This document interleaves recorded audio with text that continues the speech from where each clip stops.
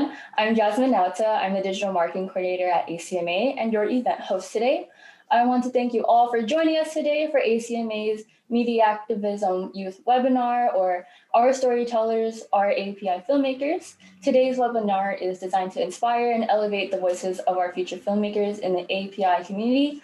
We hope that by the end of the hour, you'll be activated and inspired to continue your work, sharing your stories and paving your way as a filmmaker and creator. But first, I want to take a few moments just to tell you about Asian Culture and Media Alliance, or ACMA. Established in 2013, ACMA is a nonprofit organization headquartered in San Diego, California, with a mission to create a voice of unity, awareness, and empowerment for the Asian and Pacific Islander community through the power of television, film, and new media. ACMA hosts various programs throughout the year, including the Take One Media Internship Program, the Asian Voices television show, and the APCC online directory, as well as bi-monthly E4Women and Youth webinars. Take One specifically is a vocational media training program and internship provided free of charge to undeserved youth to gain hands-on skills and experience in filmmaking. Produced by ACMA's Asian Voices, the only cable television show currently in production of season 4 that highlights the AAPI community leaders, organizations, artists, and culture in Southern California. Finally, ACMA hosts an online business directory called Asian Pacific Community Connection, developed in 2017 specifically for Asian and Pacific Islander-owned businesses in Southern California. So that's just who we are. And before we start our panel, I'd just like to take a moment to go over today's agenda, what to expect. First, we'll spend around 10 minutes getting to know our panelists. Then we'll speak to each panelist about their journeys, advice, and experiences. The latter half of our event will be a roundtable and Q&A session where you are welcome to share your questions through the Q&A box at the bottom of your screen, but we won't get to answer them until we get to the Q&A session. So you can just hold on to them. We'll get to them at the end. Now I'd like to hand you all over to Elaine and Vivian, our two moderators for today's webinar. Thank you, Jasmine. Hi, everyone. My name is Elaine Deshawn, and I'm a production intern at ACMA. I'm currently a student at California State University, Dominguez Hills, located in southern Los Angeles, and I'm studying communications with an emphasis in TV, film, and media. I have a passion for screenwriting, filmmaking, and acting. I hope that after graduating, I could pursue a career in the entertainment industry where I can further explore my love for film. Hi, everyone. I'm Vivian Vo. I'm currently a production intern at ACMA and a student at UCSB, double majoring in communications and digital video and film production. I'm extremely passionate about television, film, and all types of media. I hope to pursue a career in the film industry after I graduate from college. So without further ado, it's my pleasure to introduce to you our keynote speaker, Olivia Kuan, who has over 12 years of industry experience as a filmmaker, producer, director, and cinematographer. Her most recent works include The Clearing and Doe. She also works with commercial and branded content. Welcome, Olivia. Could you please give us an introduction on your work and your experience? Yeah. Hi, everyone. Thank you for having me. I, as Vivian so eloquently said, have been working in this industry for quite a while. I primarily work as a cinematographer, so director of photography and mostly independent films. And I've shot over 30 scripted features over the course of my career. I've recently not transitioned, but branched out into directing and producing as I started my own personal project about 2 years ago. And just excited to see where it all goes because it's an open slate right now. Thank you, Olivia, for sharing your story with us. Next, I'd like to introduce Kelly Chen. She is a USC film student who recently produced her first film called Broken Vows. Welcome, Kelly. Would you mind telling us a little bit about yourself? Yeah, so hi, everyone. Thanks so much, ACMA, for having me. I just actually finished my third year at USC, and so I'm currently a rising senior studying music and film. A little bit about myself. I recently started a production company aimed to bridge the gap between the Asian and Black communities. And I'm really looking forward to writing and directing a few shorts of my own in the summer. And my background is primarily in music and sound design. So I've kind of been working with a lot of different directors during my time at USC. Thank you, Kelly. It's so great to have you here. Next, I'd like to introduce Kelsey Lua, who is a filmmaker and editor. Kelsey, could you tell us a bit more about where you're from and your work? Yeah, of course. So, hi, everyone. I'm super excited to be speaking in front of you. Thanks for having me, ACMA. So I'm originally from the Philippines, and I came to America in 2011 to pursue a bachelor's degree in psychology. And after I graduated, I realized that I wanted to get more into the creative space and discovered this 2-month editing crash course program that taught all the different softwares and film editing. And I realized that I wanted to pursue film editing. So I made a transition and wanted to learn more about filmmaking. I, applied to film schools and landed at USC. So I moved to LA and I focused my time a lot in editing short films. And I just graduated last year during the pandemic. So it's been a year since I'm out, and currently I'm working at a marketing agency, working on commercials for Sony projects as an assistant editor. And my hope is to kind of transition to feature films and scripted television as an assistant editor, and then work my way up to an editor. Thank you, Kelsey. So our next panelist is Joey Gutterman, who is a screenwriter and actor. Joey, would you like to tell us a little bit more about yourself? Hi, guys. So I'm Joey. I'm really glad to be here today. Thank you for having me. So I'm currently a rising senior in the screenwriting program at USC. Well, they call it the Writing for Film and Television program. And so I originally started acting at about a pretty young age, I would say, with some more than little enthusiast parents that weren't really for it. So I think right now I just want to pursue a career in film and writing and whatnot, and work on the side as a script supervisor and story editors for now. Yeah. Thank you. So now that we've introduced all of our panelists, we'll go ahead and get to asking our panelists about their personal filmmaking journeys and current endeavors. So we'll go ahead and start with our keynote speaker and guest, Olivia Kuan. As a cinematographer and director of photography, what are some of the challenges that you face throughout your career? Do you have any tips or advice for aspiring filmmakers on what skill sets or knowledge they should develop before venturing into the real world? Yeah, well, I guess my question to you is, where is everybody at? Are you all in college? Are you all in high school? Who am I talking to? College students. College students. All right, cool. Well, yeah, I mean, the biggest hurdle for me was between high school and college. So hopefully you've managed to get a little bit into it already, because I grew up in Houston where there's absolutely no film industry. So just getting any kind of experience that would help me get into college was the first hurdle that I dealt with, especially being, first generation where, my parents don't have any connection to the film industry either. And that's a massive step up for so many people in this business. So, it was just about getting as much experience as I could, even if it was only peripherally relevant. And surprisingly enough, that actually fed into my creative growth throughout my career as well.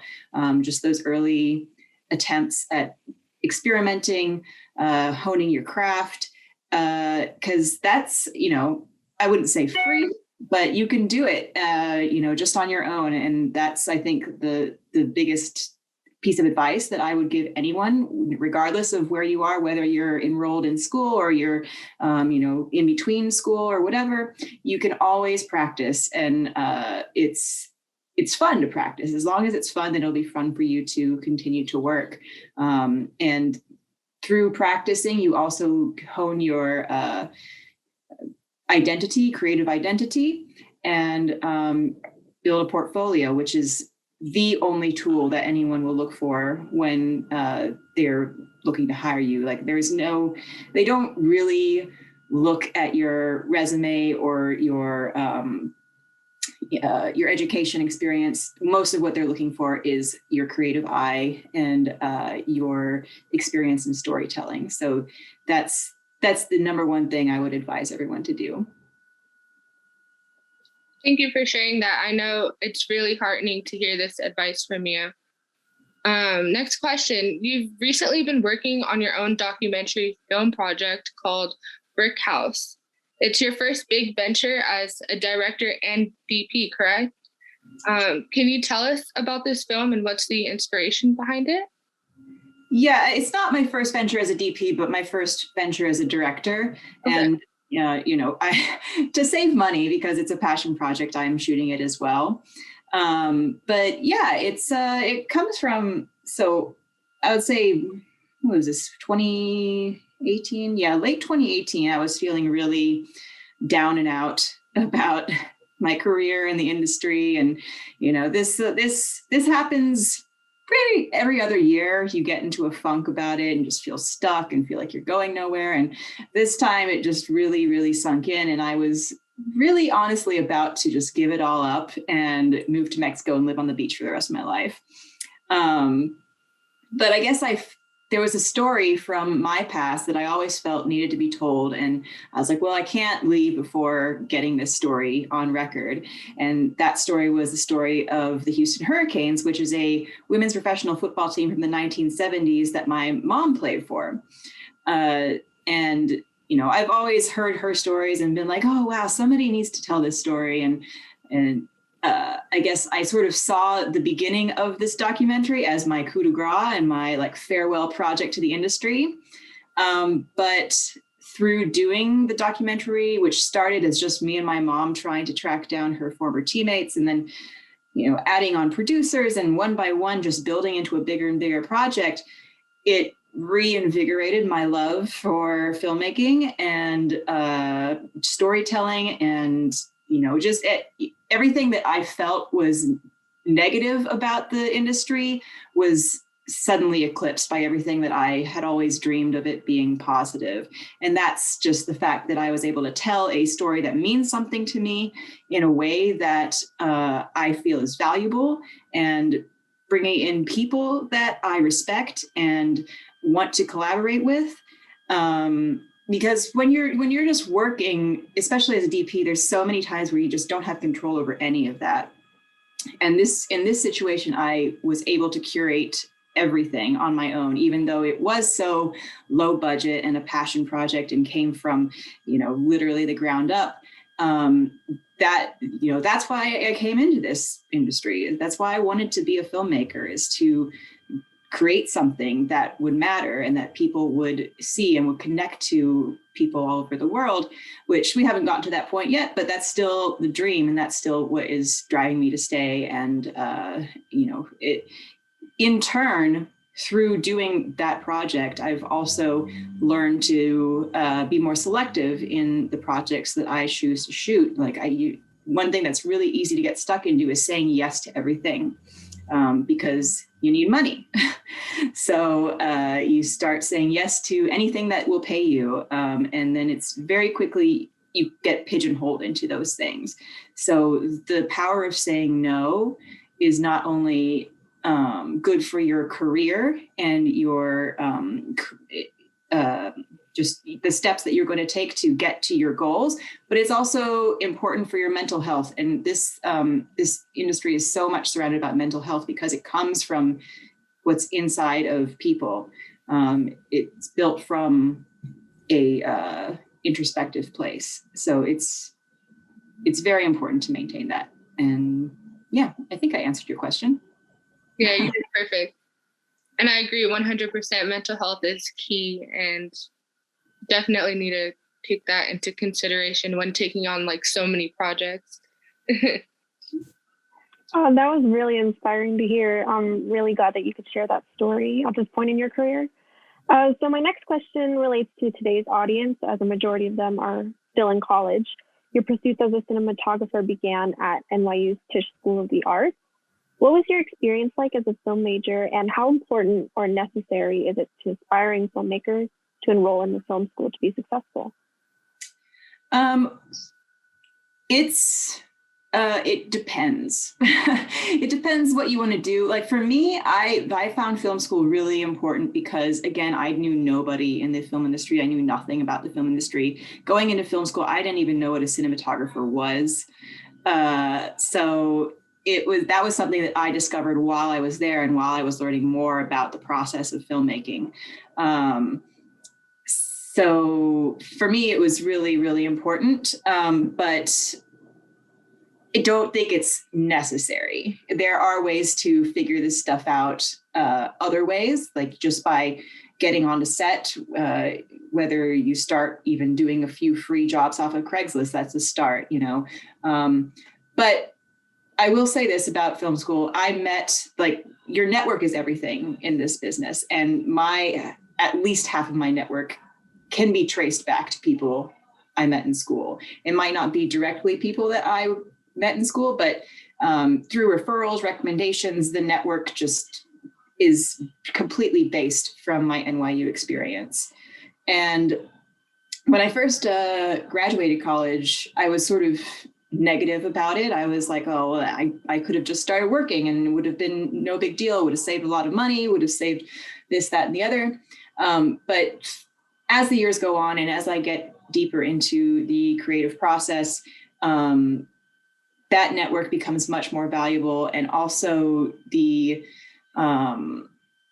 language that you learn in film school about storytelling and watching other films and just thinking in a different way, because, you know, the way that you're taught to think in high school and through, you know, conventional college classes to write papers and to do everything in a particular way, it's completely different than going to an art school. And that going to an art school really helped my mind adjust to working in an artistic field.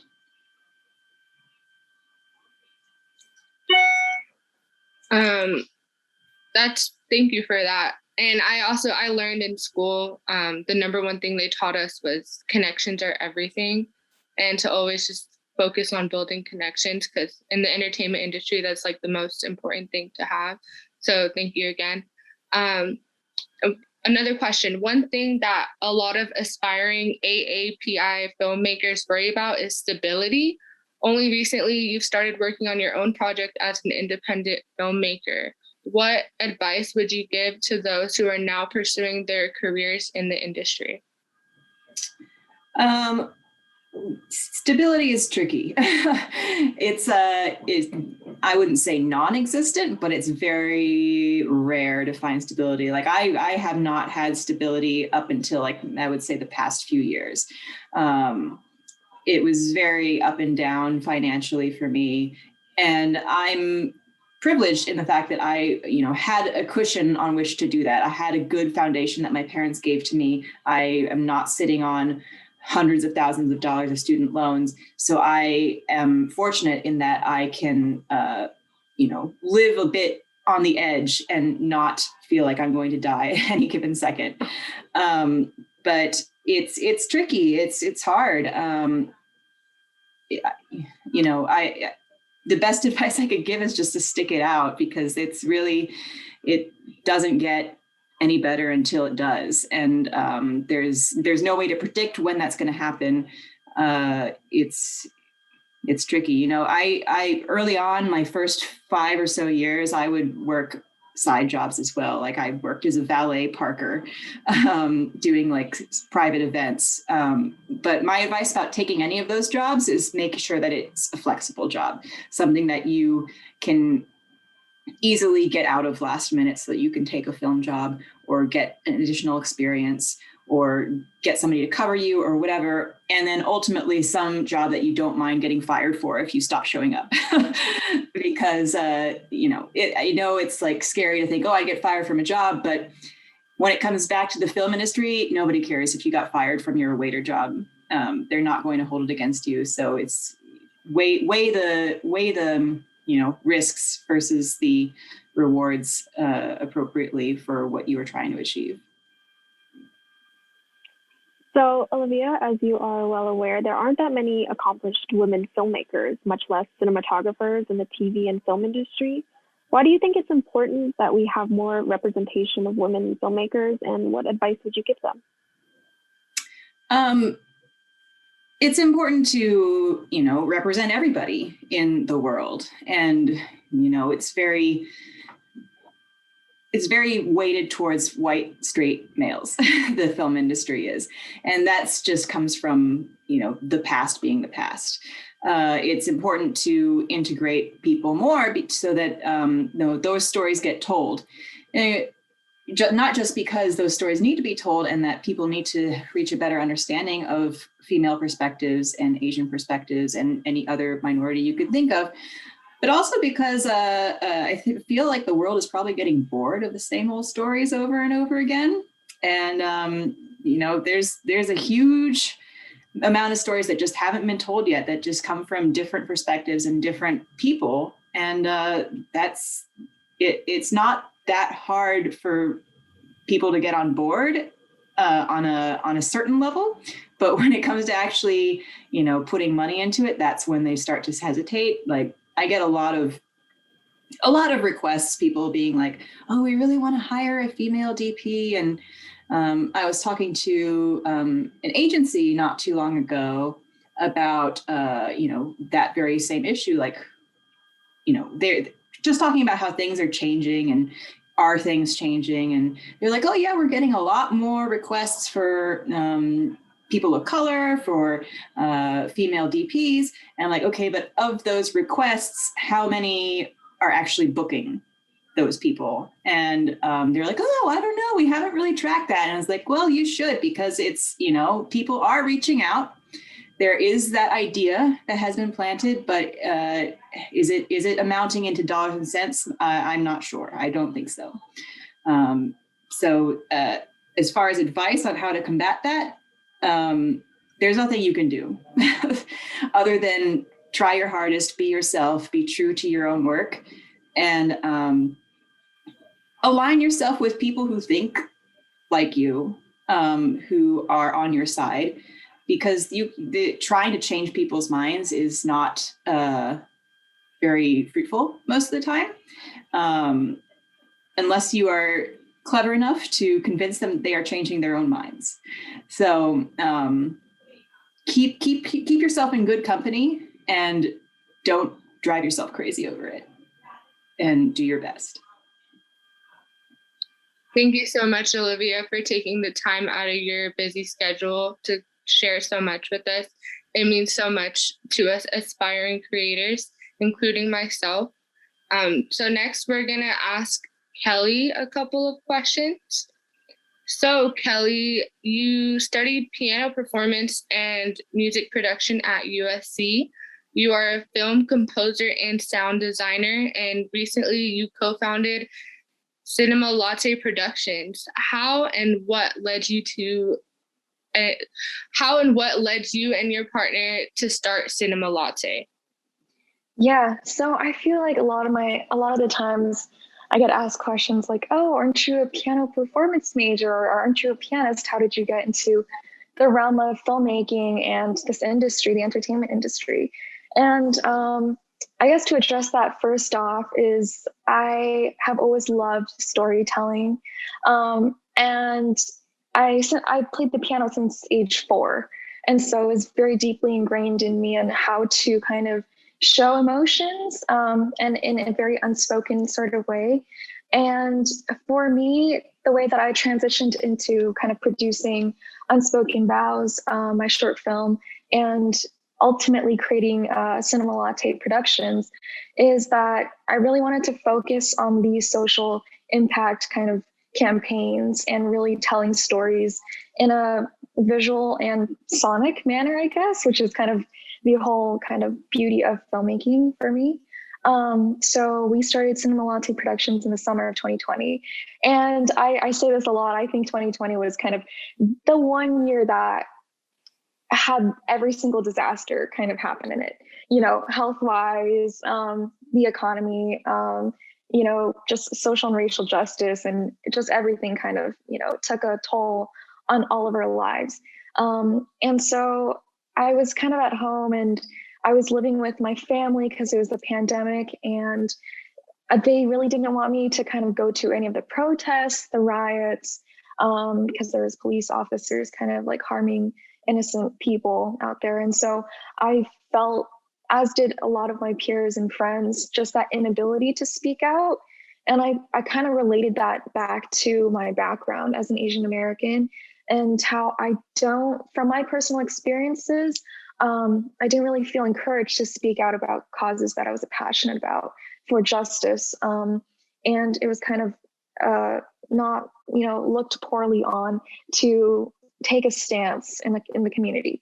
And so I think it was like 12 a.m. And I called my friend Lorraine Wheat, and she recently graduated with her master's in TV and film production from the cinema school at USC. And we had worked together. I am, a sound designer. And I worked on a lot of her films, her short films. And I just thought it would be a great partnership to finally kind of, bridge the gap between the Black and Asian community, because I felt like there was a lot of anti-Blackness deeply rooted in Asian culture, not only in my own family, but in a lot of my, friends and close sort of family members, their extended families. And so I kind of realized this narrative that I really wanted to change. Interracial marriages and relationships are definitely frowned upon. And even like, I think there was a saying one time I came home from a summer vacation and my aunt was like, "Why do you look so tan? It's so gross." And I was like, "What the heck?" So it's kind of that kind of narrative that I really wanted to change, that kind of inspired Cinema Latte Productions. That's incredible work that you're doing, and what a time to start. Yeah, I mean, on that note, since the pandemic, there's been a lot of discourse around anti-Blackness and systemic racism against the Black and Asian communities. I believe you recently produced a film called Broken Vows, addressing this very issue. So tell us about that film project. Yeah, so we recently changed the name to Unspoken Vows. So it's a romance drama that tackles police brutality, systemic racism, and anti-Blackness. And it follows a Asian American police officer named James Lamb, and his Black fiance, who's also a journalist, Daisha. And it kind of follows their journey when James's partner shoots and kills a Black teen. And I kind of view this piece as a very emotional response to today's society. And going back to anti-Blackness in America and how we kind of prepared to tell this sort of story. Well, one, it's a very sensitive topic, and there's, a lot of kind of things to think about, I guess, as a very vague way to put it. We hosted a web series speaking with leaders at the forefront of social and racial justice, such as museum curators from CAM, the AAPI Museum. We spoke to one of the founding members of Black Lives Matter. And then we also spoke to a lot of voting rights activists to kind of see their stance. And my uncle is also an Asian American cop, so it was very cool to kind of see his perspective during these really hard times. And so Unspoken Vows for us, we're currently in fundraising mode. One thing that we really loved about crowdfunding for this film, I think Olivia must have mentioned too, that it's hard to make these stories come to life. It takes a lot of money, manpower, and just the strength and goodwill of our friends and family, I think. And so crowdfunding really put that in perspective for me, is we really want to tell this story to change, people's minds, and kind of change society in a positive way.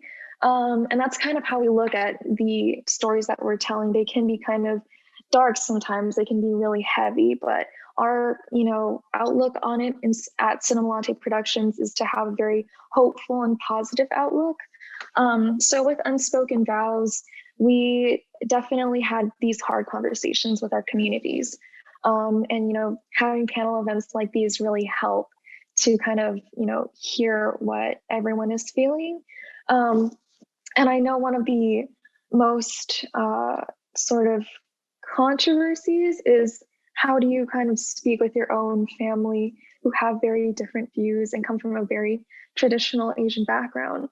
And for me, my parents are immigrants to this country. They're from Malaysia and Vietnam. And so I think that it's a very different time that we live in, and just kind of, making sure that everyone respects each other and what they have to offer.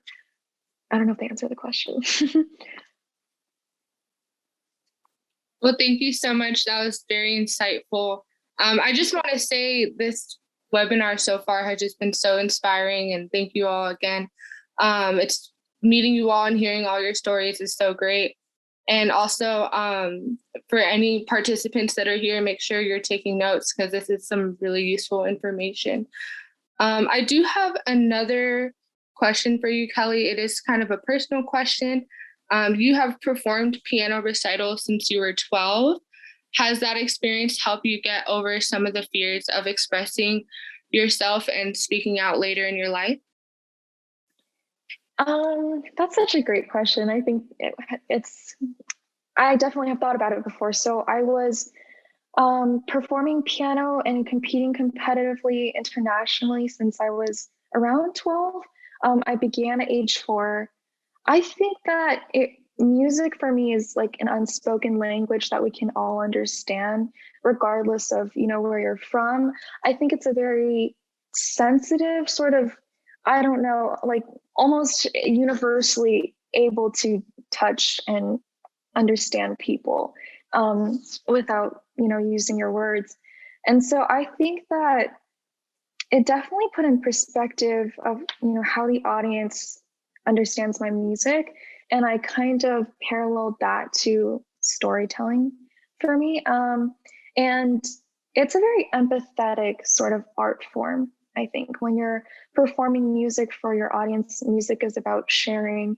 And so in my eyes, I think that it taught me the skills to empathize with somebody else and to really take into consideration how they're feeling and hear them out. Piano performance has definitely kind of shaped the way that I carry these conversations and tell these stories. I think I had something else that I wanted to say about it too. It's just a medium in which you express yourself. And so obviously with the sound design work that I do on films, the music that I perform here at school, as well as a piano performance major, I also teach piano. So it allows me to express my, passions and stories through any medium. So yeah, I definitely have a lot to be grateful for coming from a music background and transitioning to now film. Thank you for sharing your inspiring work. I can definitely relate to that. I've been playing piano since I was 3 years old. So we'll be sure to keep in touch with you and your projects. So next we're going to ask Kelsey a couple questions. So Kelsey, as a Chinese Filipino person, do you feel that your cultural background and identity contribute to your passion for filmmaking? Yeah, I think coming from Asia and having lived in America for quite some time, I've come to understand like both sides of the culture, both Eastern and the Western culture, which I personally think is quite different. And I'd like to incorporate those experiences in the stories that I tell and the projects that I work on, kind of sharing those stories to people who might not understand. And like Olivia said earlier, I think filmmaking is such a great platform in showing people different perspectives from each culture and each background. For example, a couple of years ago, I wrote and directed this short film about this single mother who's a Chinese immigrant who can't really speak English that well, but she raised her daughter in America. And there seems to have that language barrier and culture clash between the two. And then eventually in the film, they come to understand the other side, perspective, like the daughter coming to understand the struggles of her mom, trying to adjust and adapt to a new environment, and then her mom understanding her daughter, how to navigate in America with a mom who can't really speak the language. And I've received a lot of good feedback from the audience. A lot of Asian Americans came to me and said, I really connected with the film so much. It resonated with me. And yeah, it really affected me on a different level, on a filmmaker level, in terms of I realized like, because of my background, I can incorporate these different perspectives with these stories. And I think working on films is such a personal outlet for me to share my own ideas on screen. And it really helps me to connect with people through this medium and with the audience as well. So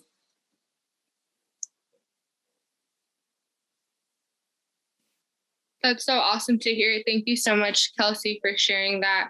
You've edited numerous short films that were selected to film festivals and won awards, including On the Clock, which won the Best Narrative Short Award at the Los Angeles Diversity Film Festival. And your most recent film, Breach of Trust, received First Look Industry Award for Best Documentary. Congratulations. What inspired you to become a film editor? yeah, I think for me personally, filmmaking in general is, you know, has such a great power to inform and educate people, right? Like for those people, you know, out there who's hesitant in pursuing filmmaking because of certain factors that you're trying to consider, I think it's important to reflect on why you want to pursue it and, you know, what's your purpose. Because for me, I think film is a really great opportunity to not only entertain people, but also to raise awareness on, you know, certain issues that our society that might need change, just like what Kelly said earlier. So I personally usually work on projects that have like a very powerful message or meaning behind it. And in film editing, particularly why I really want to pursue it, I think an editor holds so much power in shaping the story. I think editing is really the final rewrite for all the films.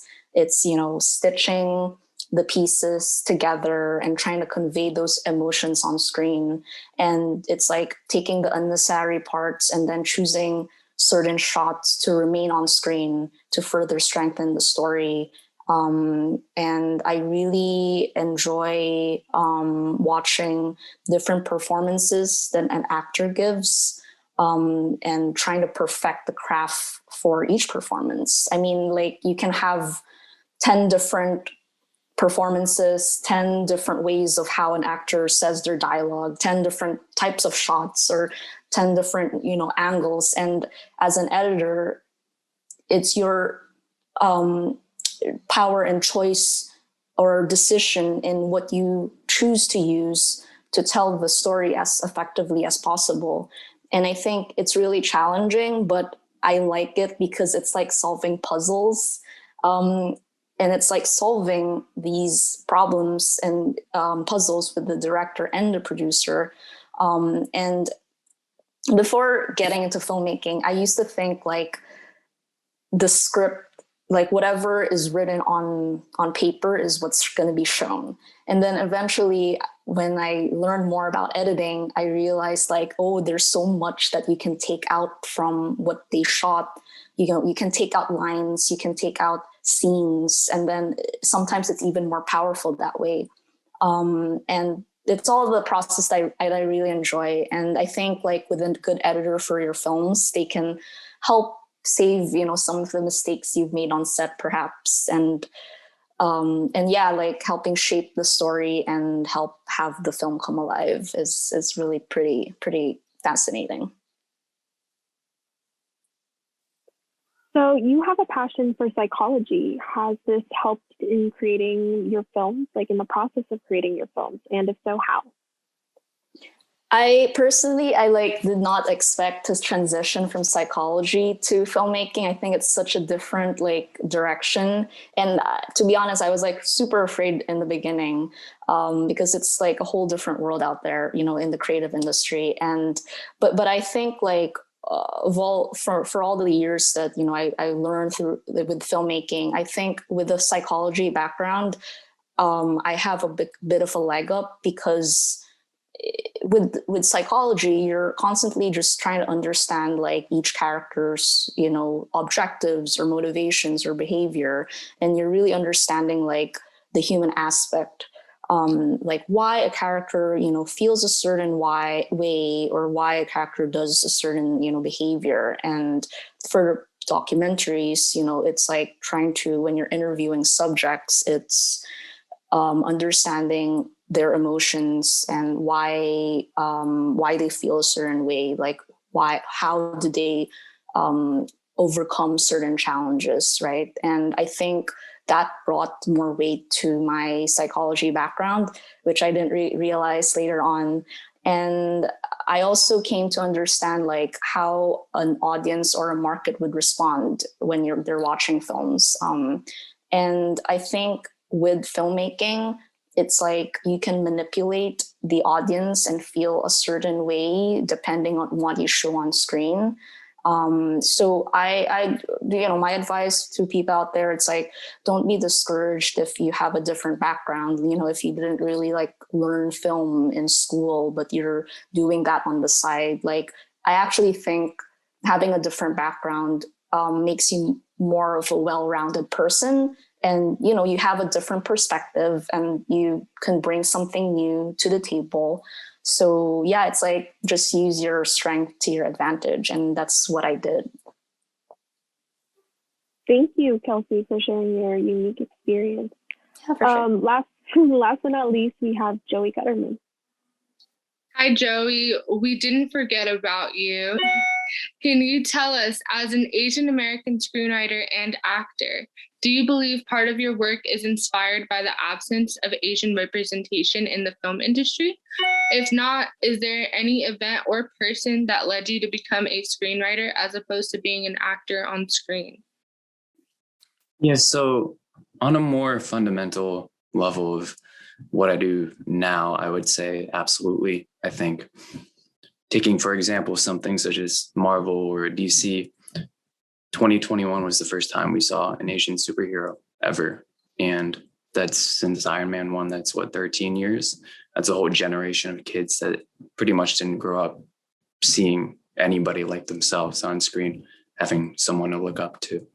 And I think just being able to represent Asian culture, Asian people through not necessarily issues all the time, but simply normalization of Asian representation on screen is something very, very important to me in terms of writing and whatnot. And in terms of acting, I do suppose I got into acting because it was more so escapism for me at the time in terms of finding my own identity as an Asian person in a not so Asian community that I grew up with. So acting was kind of a way to kind of traverse that kind of life. But in terms of representation, yeah, I would say the former answer that I gave. So you started acting at 12 and went to film school in New York. Now you're a junior pursuing a BFA in writing for screen and television at USC School of Cinematic Arts. So this is a two-part question. What made you pursue your degree in screenwriting from acting? And what advice would you give someone who's considering a career as a screenwriter but doesn't have a film degree? So I got into acting because I was like, oh, acting must mean you're making the movies. You're on screen. You got to be making the movies. And I thought that for 5, probably 6 years until I was like 16, 17. Then I realized, hey, I'm really not to say anything against actors or actresses. I love them, but you only have so much control of the story. And as someone that wanted to represent Asian culture, represent Asian issues, represent that lifestyle in film, and wanting to be able to change that in the current film industry, I felt as if, hey, I got to go a route where I'm able to do that. I'm able to make the stuff that I actually want to make, or write the stuff that I actually want to write, instead of falling into more tunnel vision roles that people might pick for me. It's a better path for me personally, not for in general. But and then what was the second question? What advice would you give to someone who's considering a career as a screenwriter but doesn't have a film degree? Mm-hmm. So as a screenwriter, or as an aspiring screenwriter, anything. You don't need a film degree. I think what's necessary is a film education and a film experience, meaning it can be self-education, it can be anything along those lines. Just knowing how making movies works, knowing how movies look, knowing story, just the general stuff, and being able to have the discipline to apply that to daily work. So whether you want to write every single day or write on the weekends, it's really, you can't treat screenwriting or anything filmmaking as a hobby. If you want to be successful in it, you have to treat it just like any other job, working 9 to 5 or working the 12-hour sets. You know, it's really just a matter of getting yourself into the business and learning it and just moving up from there. Because when you look at all the successful filmmakers, a lot of them, tons of them, never went to film school. And that's not a coincidence. It's because they went into the film industry having a passion for wanting to make movies, and they apply themselves. Whereas a lot of the people that might have gone to film school per se may have just saw it as I'm going to get a degree in film and then I'm going to be able to move up from there. But that's not so much the case. So it can go either way. You can have a film degree and never make it in the film industry, or you can not have a film degree and be very successful. Okay, thank you for that. That's interesting to hear. I myself want to try and go into screenwriting, but I wasn't sure what path I should take. So thank you. Also, what is it like being a screenwriter as opposed to being on camera as an actor? Do you think your prior experience in acting is helping you be a better writer and vice versa? So I think acting sort of started my love for writing. I don't know if it's made me a better writer, but I do know it helped me study writing when I was younger, because constantly reading plays, constantly watching movies, constantly studying how people act. You pay attention to lines if you don't want to or not. And then that kind of runs itself over and over and over again in your head, whether it be rehearsals or performances or just studying film. And I think through that, I found a love for screenwriting. So in a way, it definitely benefited me by inspiring me. And I think it's crucial to constantly read screenplays or even just plays, just watch movies, just try to learn as much you can when it comes to how the professionals do it, how the best have done it. There's nothing wrong to emulate how other people write or learn how other people write and try to apply that to what you do. So yeah, I think acting definitely helped. Yeah. Okay, awesome. Thank you so much, Joey, for all of your insight. Now we'll go ahead and move on to our roundtable questions, where a question will be presented to all of our panelists to answer according to their own personal experience. So first, we'll start off with you, Joey. So for a young filmmaker who just produced a film but doesn't have a large network of audience to share their content with, do you have any suggestions or tips as to how they can gain visibility and awareness of their content? Yes, so you always kind of start out in terms of the community that you know, whether that be friends or family, and branch out from there. But at the same time, as said earlier, it really is about networking and getting your work in the hands of the right people through networking, through knowing specific people. And you might not always meet the right person, but knowing as many people as possible always benefits. And then through there, you can find, hopefully, representation. And through representation, you can hopefully be able to distribute your work more so than ever. As well as personally, I know on the come up is social media. That's a really big benefit in terms of getting your work out there to people that may not know you on a personal level, but just showing it to other people. Yeah. Okay, awesome. Thank you.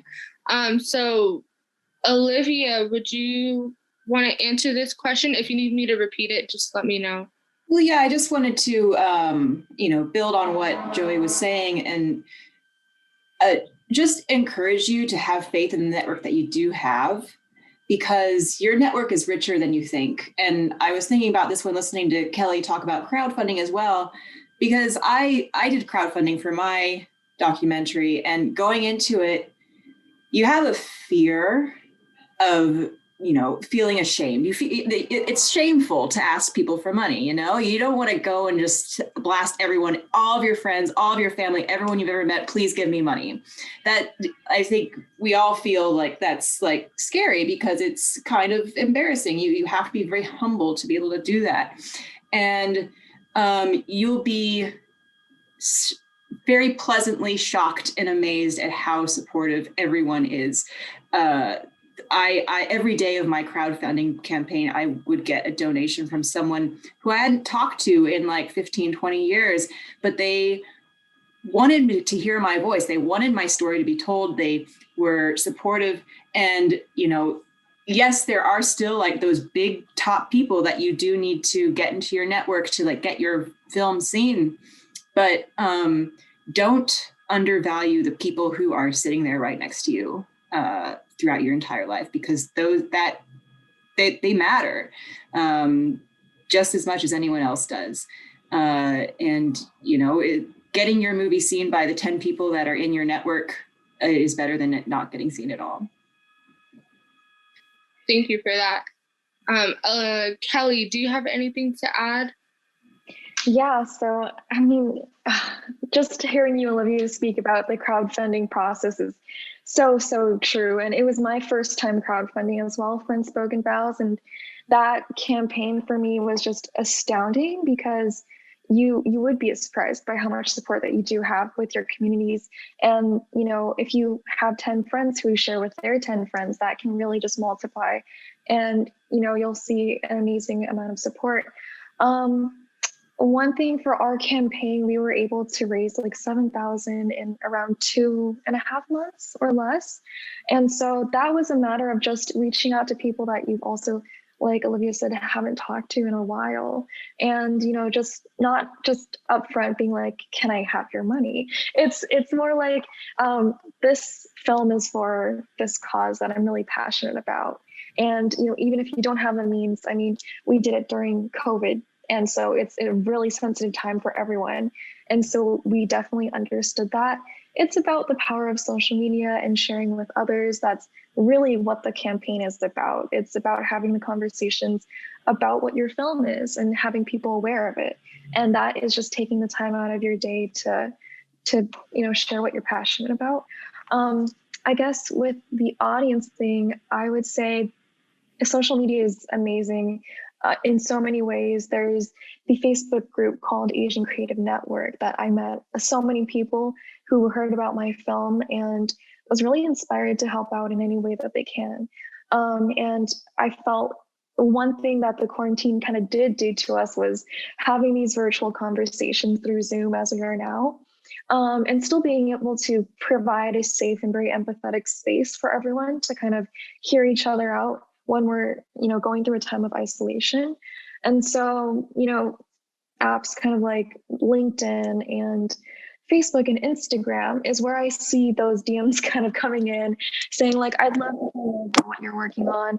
I definitely relate to what your story is telling, kind of like what Kelsey was saying earlier. And so kind of reaching out to people who also inspire you as a filmmaker. I recently was on LinkedIn and was able to talk to social impact leaders from participant media who kind of like my company are, their mission is to tell stories that have a social impact. And so just by talking to them, I think that just expanded my network. And so there's a lot of different outlets. I think you just really have to find what you're passionate about and find others like you who are passionate about that. And I think that's kind of the best feeling in the world. Thank you so much, Kelly. Kelsey, do you have anything to add? Everyone has pretty much, said, I think, the most. For me, maybe something that I want to add is don't be afraid to send your films to film festivals. I know there might be a fee and, you have limited budget, but try to do the free ones as well. And a lot of the Asian American film festivals really are, they're very accepting of these like types of stories, like the CAAM Fest in San Francisco, the Asian American International in New York, and then the LA Asian Pacific Film Festival. That's actually, I think, happening this month. But yeah, the film festivals, usually someone most likely would approach you and then say, oh yeah, your film is so great. And then that's when you connect with these people. Sometimes, if it's really good, they want to help distribute your film. So I'd say that film festivals are pretty good.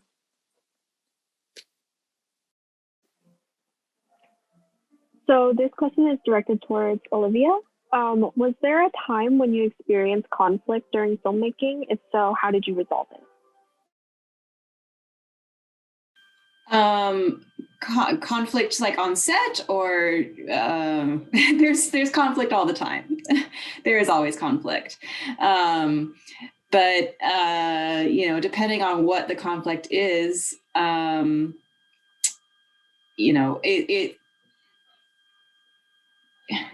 guess it's just tough to like make a broad answer, because if you're having a conflict with somebody on set,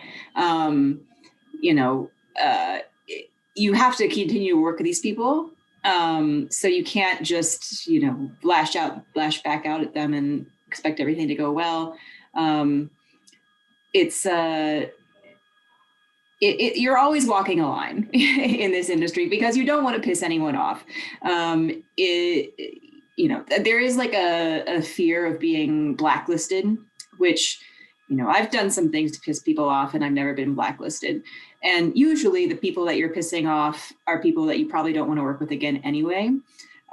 So within reason, don't feel afraid to stand up for yourself if something is happening that is inappropriate or just rude. I'm a big proponent of, supporting other people. If you see someone else being treated unfairly, speaking up for them as well.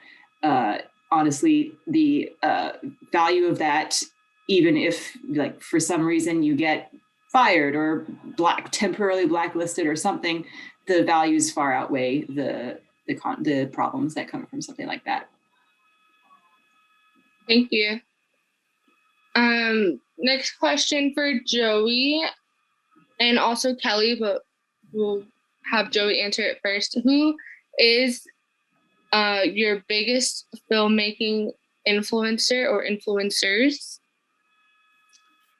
So most of my biggest influences are always going to be East Asian filmmakers, and that's not because I happen to be Chinese and they happen to be East Asian, but it's because when I watch their films, it naturally has me feeling connected in some sort of way. And a lot of filmmakers on that behalf, such as Lee Chang-dong or Bong Joon-ho or Wong Kar-wai, they but they garner influence from a more literary background. And a lot of that shows through their films. And I think, at least in Hollywood, films tend to follow more of a stereotypical cycle of how they should be based on older Hollywood films. But what I find in East Asian films is that there's an element of experimentation in them, and they make you feel nostalgic. They make you feel much sadder or much happier than what I find in Hollywood. At least I suppose that might have something to do with growing up in China when I was younger and having that relation there. But I think there's just a different air of quality when it comes to that end of filmmaking, I suppose. Yeah. Thank you. Oh, sorry.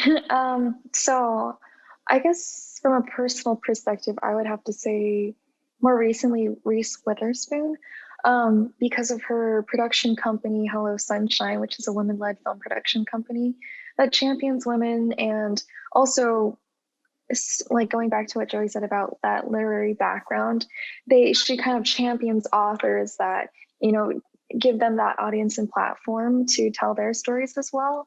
And I kind of relate to that because that's kind of the goal of what I want to do as well. She also didn't start off as a producer. And so just navigating that kind of career path in Hollywood is really inspirational to me. And I think it's tricky coming from a different background, such as my background in music to film composing to producing, because it can be kind of scary, but I think she kind of symbolizes for me, working with other powerful women in the industry to kind of give more opportunities and roles for women behind and in front of the camera is also very important to me. So this question is for Kelsey. What are the toughest aspects of filmmaking? Everything, working with people, time, money, making a good film. I think like in terms of working with people that Olivia mentioned earlier, it's like, well, when you're having a difficult time working with certain people, because I feel like everyone has different opinions about certain, everyone always has an opinion when they're trying to make the film. But the thing is, like, the key to that is, as long as when everyone comes together and thinks that whatever their opinion serves the story the best to make the film as good as possible, then that's when the film becomes better. And putting the personal issues aside and just trying to make everything work for the film, I think that's what helps making the film, become successful.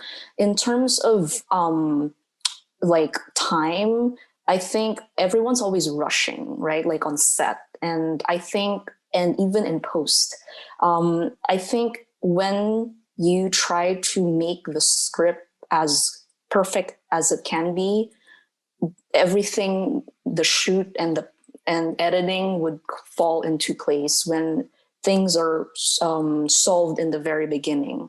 They always say like fix it in post, but actually it's really hard sometimes to fix it in post when you haven't perfected the script. So I would suggest, making sure that the script is really nailed down, you really got the story worked out, and then you got great performances from actors, and then you take your time in your cinematography, right? Like everything on set is great, and then you can start manipulating things in the editing room.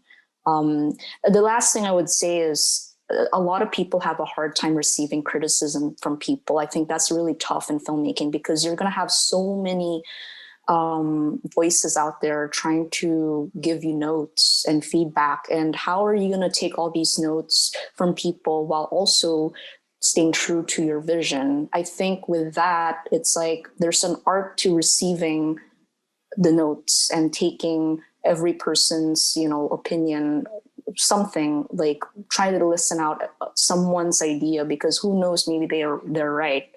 And then eventually you can narrow down what's really best and then still being true to your vision. So yeah.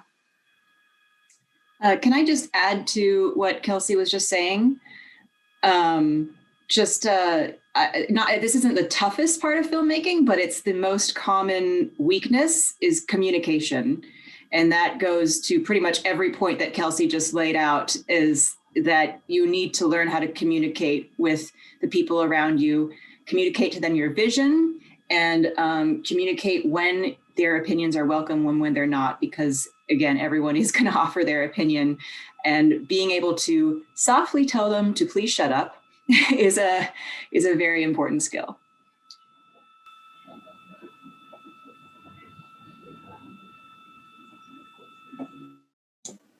All right, sorry, I had to unmute myself. Well, thank you all for that. And that looks like all the time we have for today.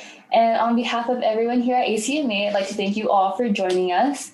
We hope you all have learned something new or have been inspired to take the next steps towards your journey in filmmaking, despite everything that's been happening recently, the pandemic.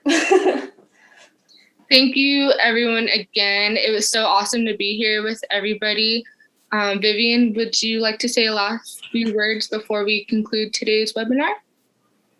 Sure. So before everyone goes their separate ways, we'd really appreciate it if you take a few moments to take a short survey for us. that will help us better plan and improve our future events. Thank you again for joining us, and we hope to see you again in our future media activism webinars. Yeah, and before everyone goes, we just wanted to mention that ACMA does provide fiscal sponsorships and student filmmakers with fundraising campaigns. So if you're ever looking for those opportunities, you can visit our website or send us an email with what you're thinking about, and how we'll contact you with how we can help you. And one more thing, while you're doing your survey, ACMA has our Asian Pacific Cultural Showcase coming up on May 28th, which I believe is next week, actually, really fast. We'll have cultural performers from all over San Diego, from the Laotian, Korean, Filipino, Indian, Maori, and so many more cultures. So follow us on Facebook, where we'll be hosting the event on Facebook Live. We hope that you could all join us. We'll even have some of the city representatives, such as Todd Gloria, who's the San Diego City Mayor, make special appearances. And yeah, that's pretty much all I have. Can the panelists just stay on for a quick second? But all of our attendees, you can make your way. We hope that you had a great time listening in with us.